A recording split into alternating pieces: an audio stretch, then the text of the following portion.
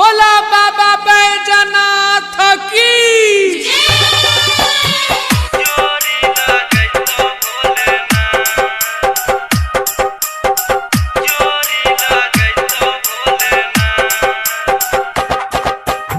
Recording by मां Janaki studio Muzaffarpur.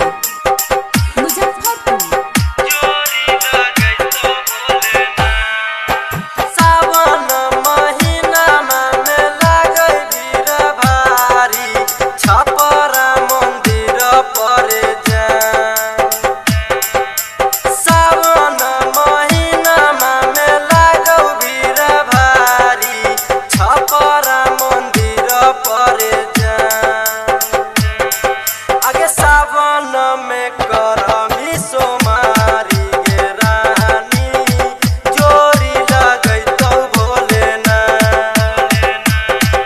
आगे सावन में करमी सोमारी गे रानी, जोरी लगैतौ भोलेनाथ। जोरी लगैतौ भोलेनाथ। जोरी लगैतौ भोलेनाथ।